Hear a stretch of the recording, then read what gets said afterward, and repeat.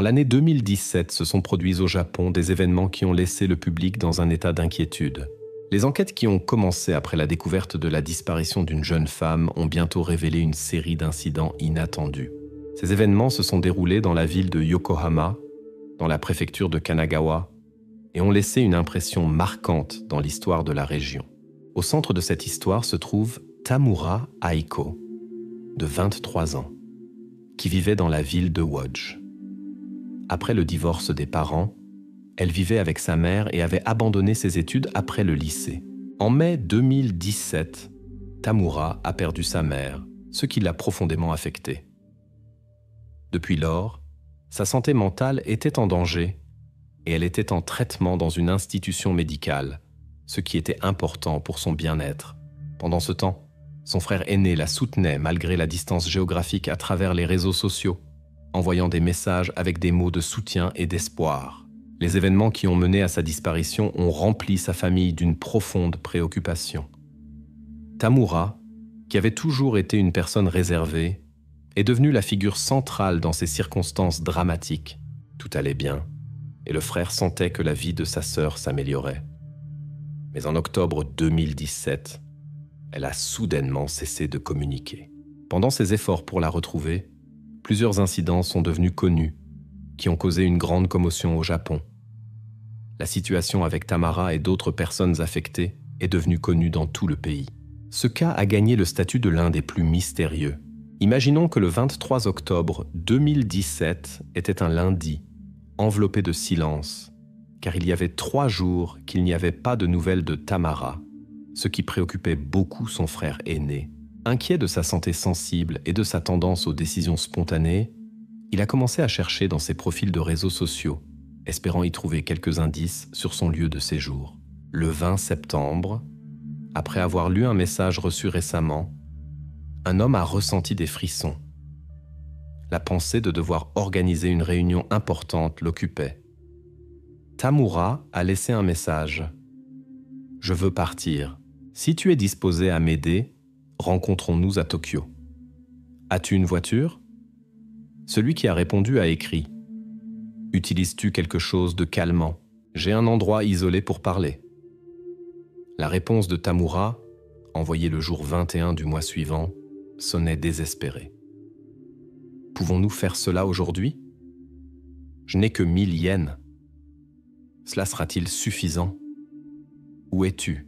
Es-tu homme ou femme ? » Le frère de Tamura, lisant ces lignes, s'est inquiété pour son bien-être. Il a publié une annonce de recherche, a décrit l'interlocuteur et a demandé de l'aide au public. Comme il n'a pas pu trouver Tamura ce jour-là, il s'est tourné vers la police. Immédiatement après avoir reçu les informations, les enquêteurs ont commencé une enquête minutieuse qui a bientôt mené à des progrès significatifs dans l'affaire. Tamara a été vue pour la dernière fois le jour 23 octobre à 15h, moins 2 de l'après-midi, à la gare de Wodge.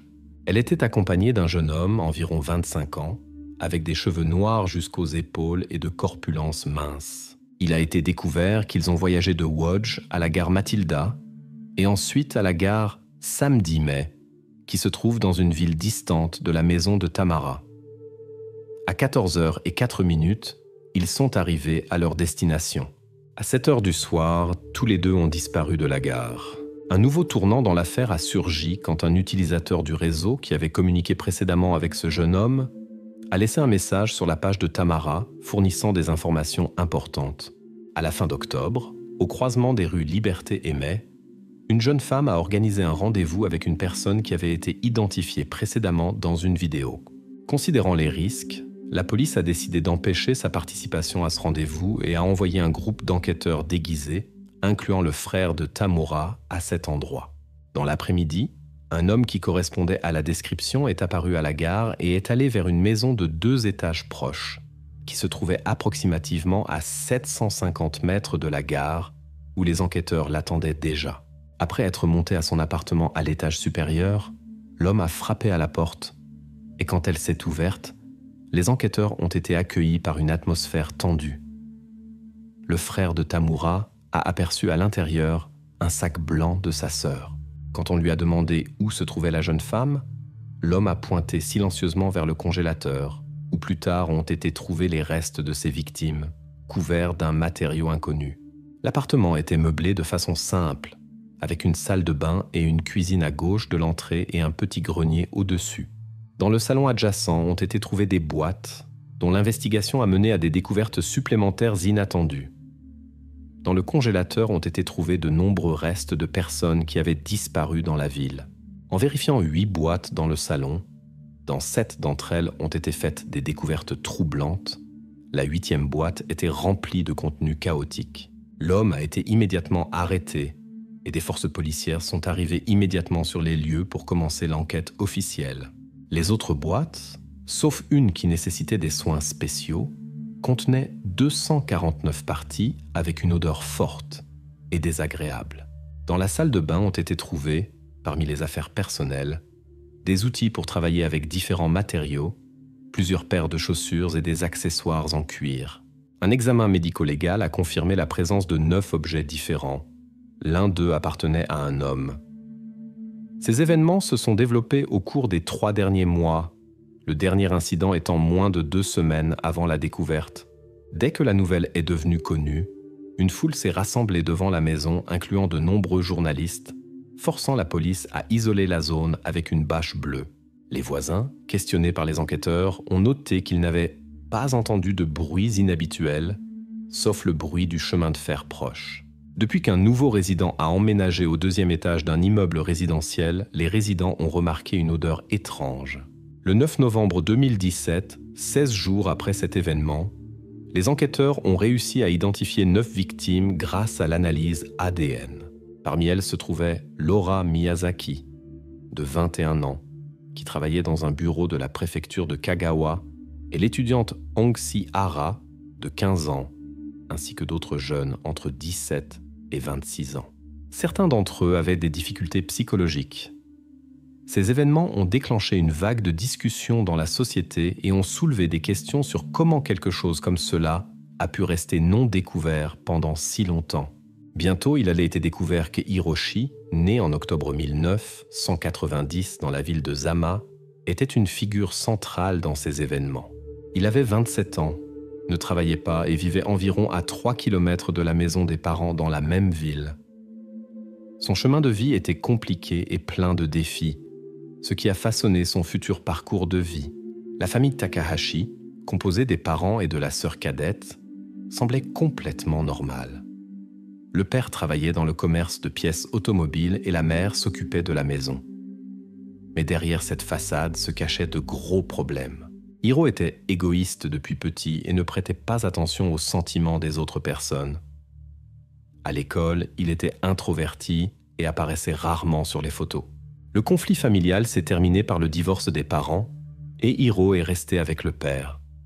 À cette époque, il manquait fréquemment les cours et travaillait pour devenir plus indépendant.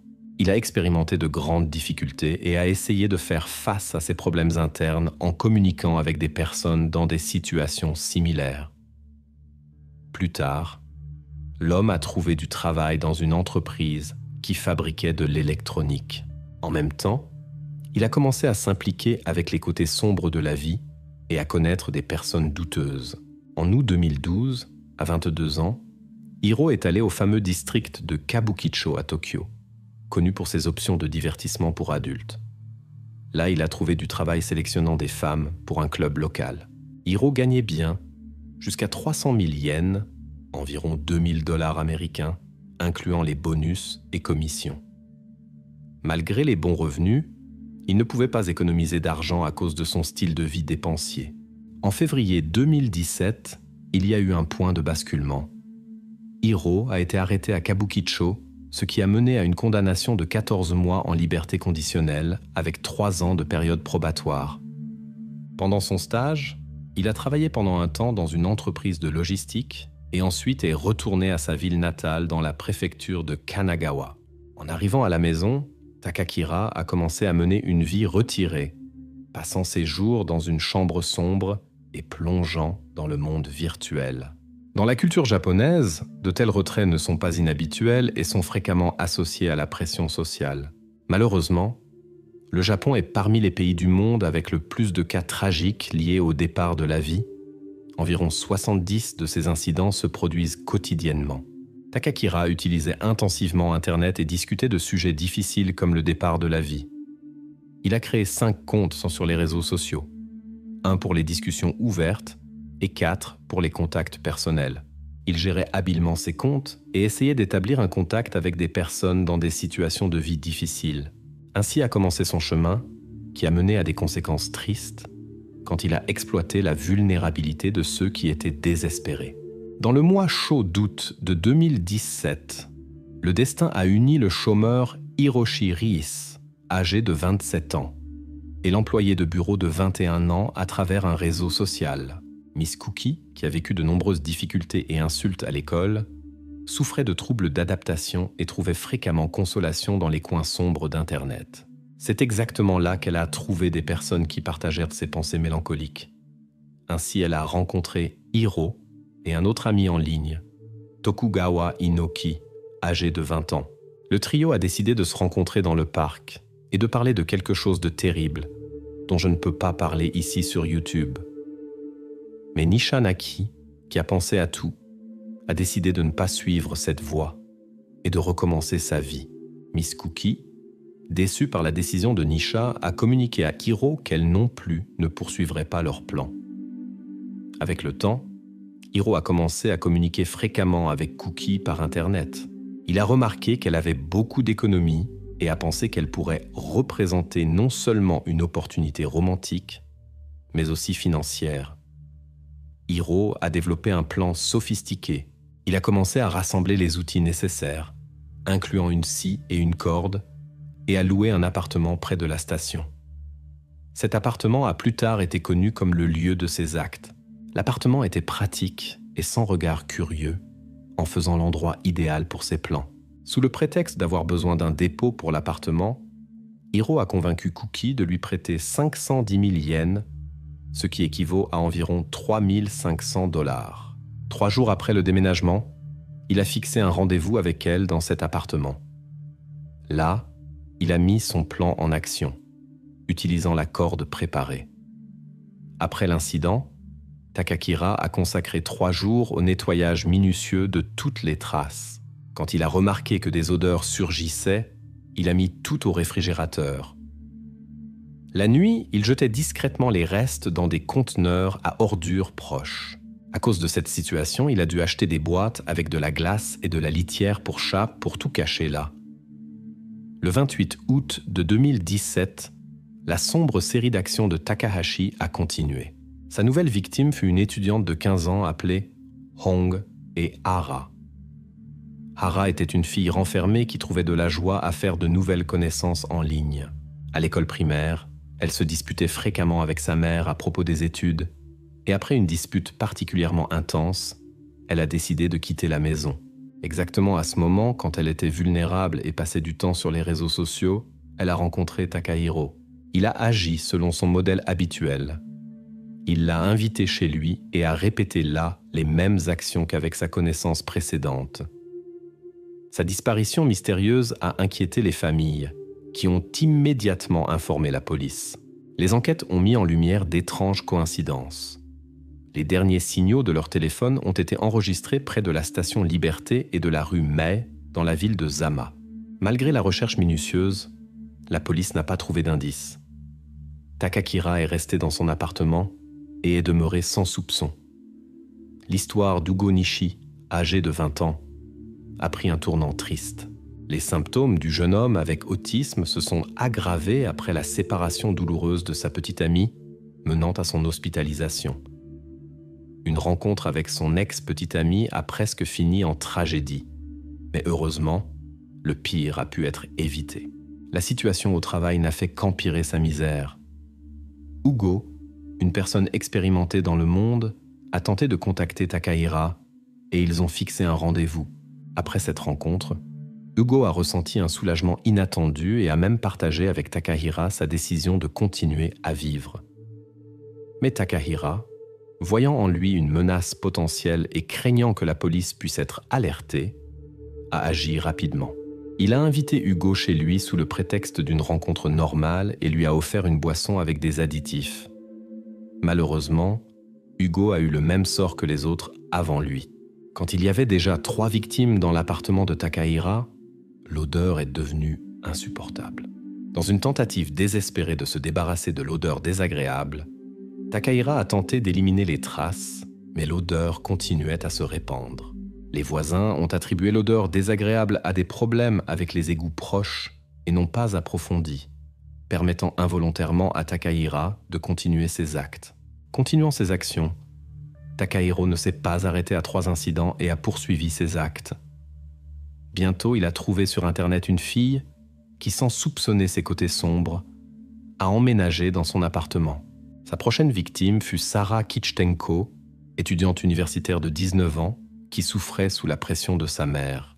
Le 15 septembre de 2017, Takahiro a profité du moment où sa petite amie n'était pas à la maison et a invité Kichtenko chez lui, où il a répété ce qu'il avait fait avec ses victimes précédentes.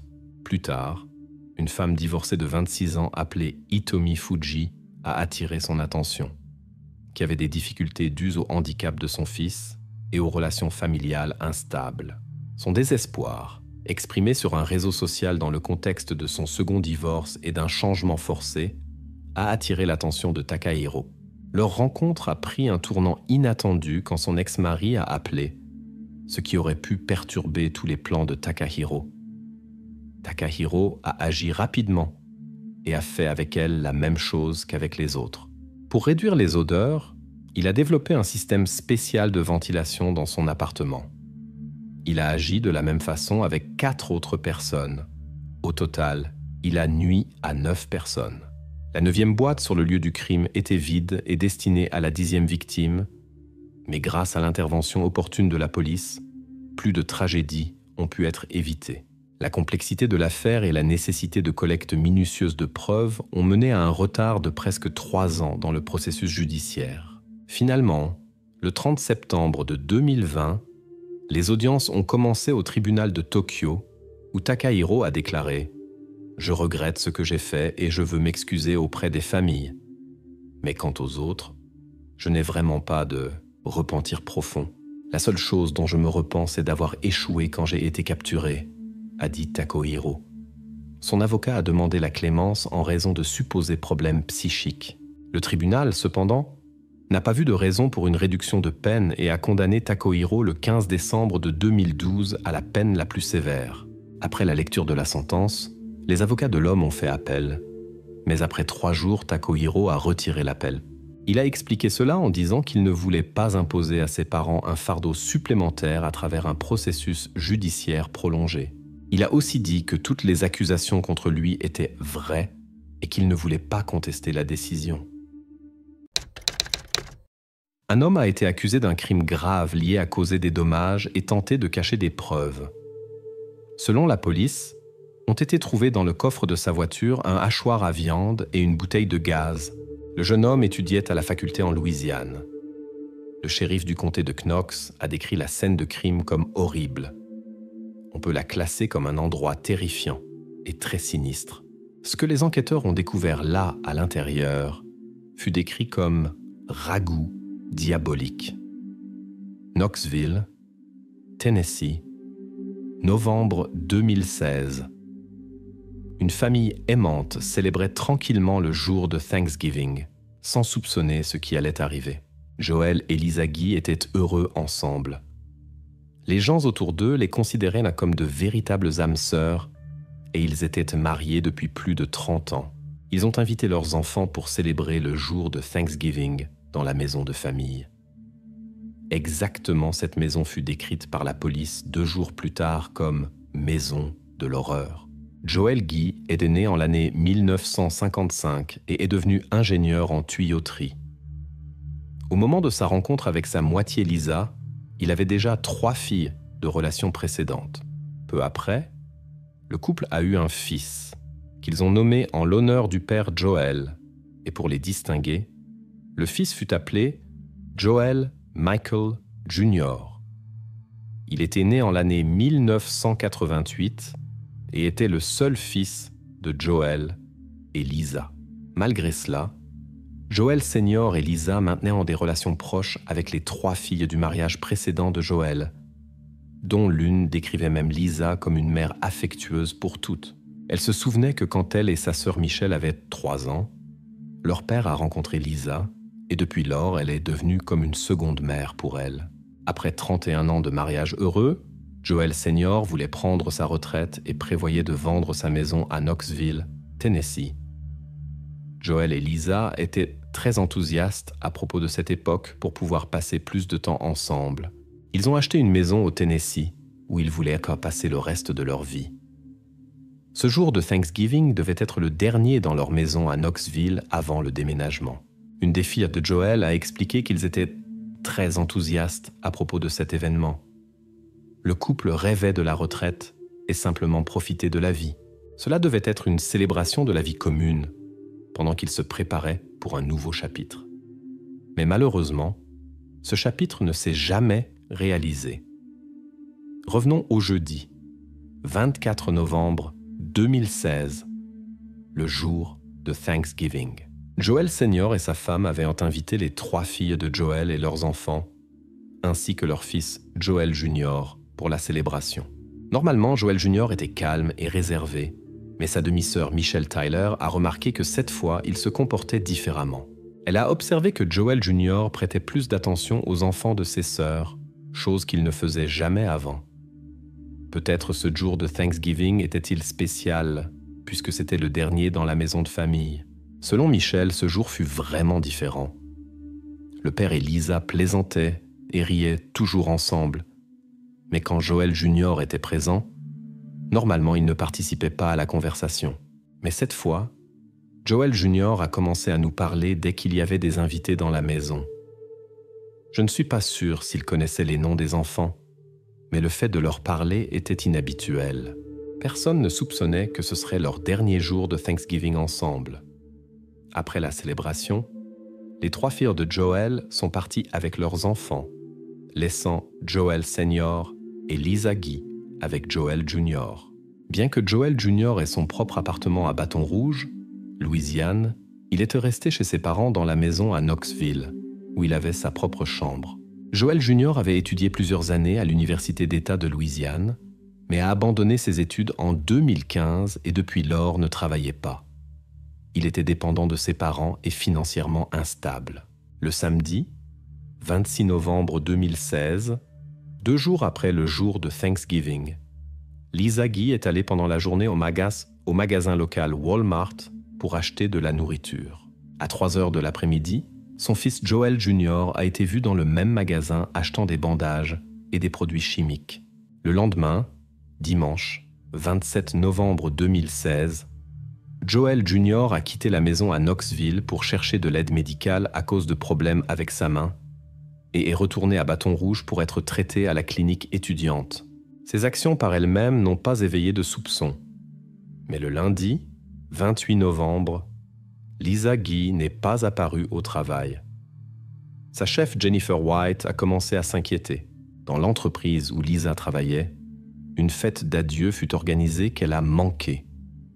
Lisa ne répondait ni au téléphone fixe, ni au portable.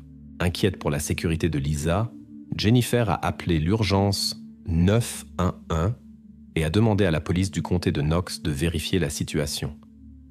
L'officier chargé de vérifier la situation était Stephen Ballard.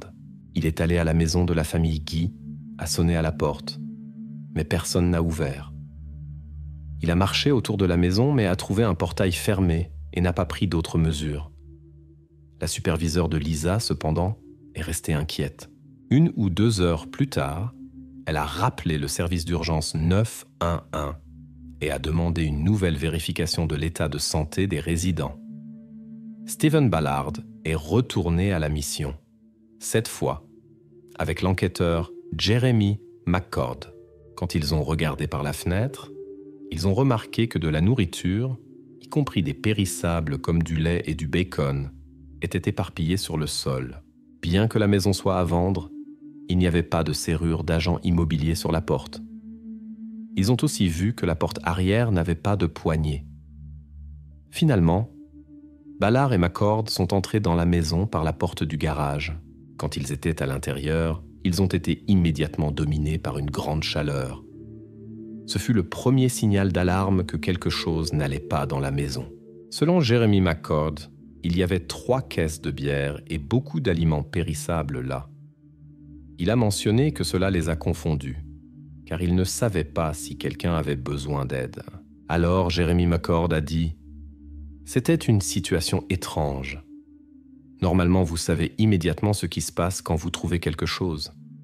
Mais ici, tout était différent. Quand nous sommes montés, le monde s'est retourné à 180 degrés. Tout était littéralement sans dessus-dessous. Dans la maison, sur la table de salle à manger, il y avait plusieurs armes à feu.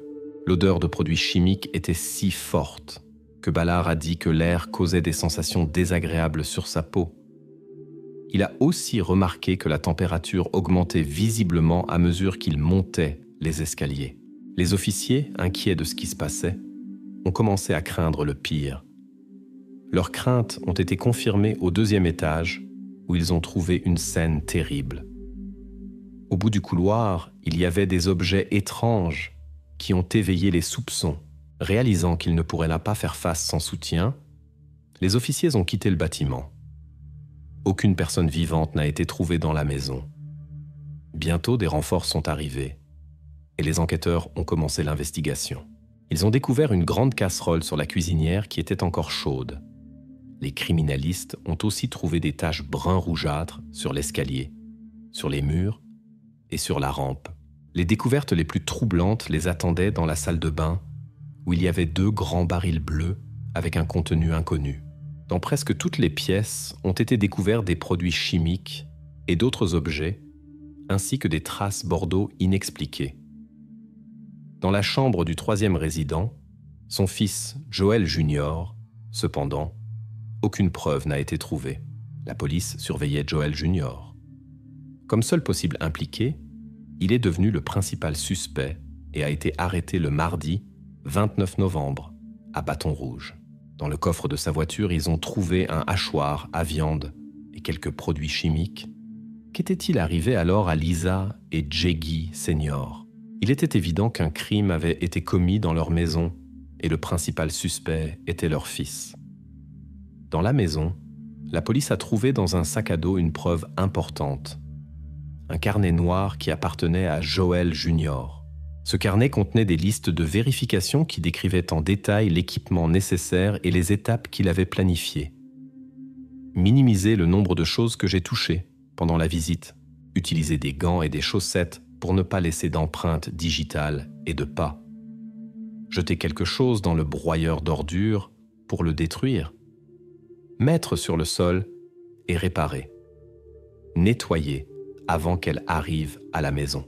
Apporter un mixeur et un hachoir à viande. Hacher la viande. Le carnet intitulé « Journal d'action planifiée » montrait que Joel Jr. avait pensé à cet événement pendant quelques jours ou même des semaines, en commençant à partir du 7 novembre, presque 20 jours avant l'incident. Les enregistrements de surveillance ont montré Joel Jr. achetant des objets qu'il a ensuite utilisés, comme du peroxyde d'hydrogène. Son historique de navigation a montré qu'il recherchait plusieurs produits chimiques, comme le carbonate de sodium, les ingrédients actifs et le produit de nettoyage OxyClean. Le plan de Joel était de faire que tout semble comme si son père l'avait fait. Joel Jr. voulait éliminer les traces et détruire partiellement la maison pour détruire les preuves. Il a aussi noté la température dans la maison et prévoyait de mettre le thermostat au maximum pour détruire toutes les preuves. Quand ces preuves ont émergé, le cours des événements est devenu clair. Le samedi, 26 novembre, Lisa est allée faire des courses et a laissé son mari et Joel Jr. à la maison, qui a profité de l'opportunité et est allé dans la salle d'exercice à l'étage supérieur. Les enquêteurs ont remarqué que la pièce était en désordre, ce qui pourrait indiquer une lutte. Lisa est arrivée à la maison vers midi. Elle est entrée dans la maison avec de la nourriture sans savoir ce qui s'était passé en son absence. Possiblement, elle a entendu un bruit d'en haut ou a remarqué un comportement étrange de son fils. Elle a laissé tomber la nourriture et a couru vers le haut, mais c'était déjà trop tard et elle n'a rien pu faire. Joel Jr. a continué ses actions. Il a mis quelques preuves dans une casserole et l'a laissée sur la cuisinière allumée. Pendant ce temps, quelque chose s'est passé avec sa main et Joel Jr. a quitté la maison et est allé au Walmart où il a été vu à 3h30 de l'après-midi achetant des bandages, de la pommade et des produits de nettoyage. Il s'était écoulé un peu plus de 3 heures depuis que Lisa avait acheté de la nourriture pour la famille au Walmart. Maintenant, Joel Jr. était là. Par une triste coïncidence de circonstances, la mère âgée de Lisa a eu besoin d'aide médicale après avoir appris l'incident. Elle n'a pas pu venir aux funérailles de sa fille. Le frère de Lisa a expliqué au tribunal que cela a été très difficile pour leur mère. Savoir que son propre petit-fils était impliqué fut vraiment choquant. Avec l'approche du procès, les preuves contre Joel Jr. ont augmenté, mais il continuait à nier sa culpabilité. Les témoignages de parents et les notes dans le carnet de Joel ont montré que ses motifs étaient de nature financière. Pendant toute sa vie, Joel Guy recevait un soutien financier de ses parents. Et sa mère Lisa travaillait sans relâche et donnait une grande partie de son salaire à son fils. Mais quand ils se sont approchés de la retraite, le couple a décidé qu'il était temps que leur fils de 28 ans vive indépendamment et ils prévoyaient d'arrêter leur soutien financier. Joel Jr. a compris ce qui se passait et cela l'a mis en colère quand il s'est rendu compte que ses parents ne le soutiendraient plus. Il a tramé un plan, espérant que, si les parents disparaissaient, il pourrait avoir accès à leur police d'assurance de 500 000 $. De plus, Joel Jr. prévoyait d'utiliser aussi d'autres biens des parents, comme leur voiture et le yacht. Pour la plupart des gens, de telles pensées sur leurs proches sont impensables. Mais Joel Jr. a décidé non seulement d'agir ainsi contre ceux qui l'aimaient et le soutenaient le plus, mais il l'a aussi fait par cupidité. Les parents de Joel Sr. ont témoigné au tribunal et ont confirmé qu'ils prévoyaient de retirer le soutien financier de son fils. Selon leur témoignage, Joel Sr. voulait donner cette nouvelle au fils à Noël, que la famille voulait célébrer dans la nouvelle maison, si tout se passait comme prévu. Il voulait parler avec le fils du fait qu'il était temps qu'il paie ses propres factures et dépenses. Alors la procureure s'est présentée, expliquant que c'était une famille très unie. Elle a aussi noté qu'ils aimaient discuter de leurs plans et que Lisa Guy, qui aimait et soutenait le plus Joel Jr., lui avait probablement parlé à l'avance de cette décision. Ceci est confirmé par le fait qu'ils ont discuté de leurs plans avec ses sœurs aînées en octobre et novembre. Ainsi, l'accusé savait des changements imminents et comprenait que dès que sa mère prendrait sa retraite et quitterait l'emploi, il perdrait l'accès à l'assurance. Et il n'était pas prêt à subvenir à ses besoins et ne voulait pas permettre à ses parents de lui retirer ce soutien. Michelle Tyler, demi-sœur de Joel Jr., a partagé encore un détail troublant. Elle a dit avoir vu des récipients bleus dans la voiture de Joel Jr. pendant les célébrations de Thanksgiving, 2 jours avant l'incident. Plus tard, ces récipients ont été utilisés par Joel Jr. pour stocker des preuves. Le 2e jour du procès, mardi 29 septembre, ont été montrés des enregistrements vidéo où Joel Jr. apparaît dans un Walmart quelques heures après l'incident, achetant des bandages et des pansements. De plus, ont été présentés au tribunal plus de photos et de matériaux vidéo de la maison. Particulièrement a été montrée une casserole dans laquelle il y avait une preuve importante. Sur de nombreux objets dans la maison ont été trouvées des empreintes digitales de Joel Jr. Les policiers ont témoigné et ont décrit leur découverte en détail. L'un d'eux a noté que l'odeur dans la maison était si intense qu'il ne l'oublierait jamais. Pendant tout le procès, Joel Jr. est resté calme et n'a pas montré d'émotion, malgré les témoignages incriminants des officiers du comté de Knox. Chaque nouveau détail présenté au tribunal révélait des côtés de plus en plus sombres de la personnalité de Joel. Le 3e jour du procès, un autre enquêteur a décrit extensivement comment ils ont collecté les preuves sur la scène de crime, incluant l'utilisation de produits chimiques achetés précédemment. Le seul ami et ex-colocataire de Joel Jr. a aussi témoigné devant le jury. Michael, qui a rencontré Joel Jr. à l'école, fut son ami pendant presque 10 ans. Il l'a décrit comme une personne socialement maladroite qui, avec le temps, est devenue de plus en plus renfermée. Au tribunal a aussi été présentée une conversation téléphonique entre eux, enregistrée après l'arrestation de Joel Jr., dans laquelle Joel a dit que Michael était le seul point brillant dans sa vie. Joel Jr. a écouté toutes les preuves présentées et les témoignages émouvants de parents et d'amis. Mais seulement un moment l'a fait exprimer des émotions pendant le processus. La rencontre avec son meilleur ami au tribunal. Le 4e jour du processus, jeudi, ont commencé les audiences. Joel Guy Jr. a renoncé à la possibilité de témoigner et les accusations contre lui ont été lues à nouveau. Finalement, le vendredi 2 octobre 2020, Joel Guy Jr. a été considéré coupable de toutes les accusations. Parmi les accusations étaient 2 points pour violation du 1er degré, 3 points pour violation plus grave du 1er degré et 2 points pour tentative de suppression de preuves. Le tribunal a considéré Joel unanimement coupable de toutes les 7 accusations et plus de 700 preuves ont été présentées. Joel Michael Guy Jr. est maintenant au complexe pénitentiaire du Nord-Ouest dans l'État du Tennessee. Sa sentence d'emprisonnement est de 124 ans et le droit à la liberté conditionnelle lui sera accordé le 30 avril 2136.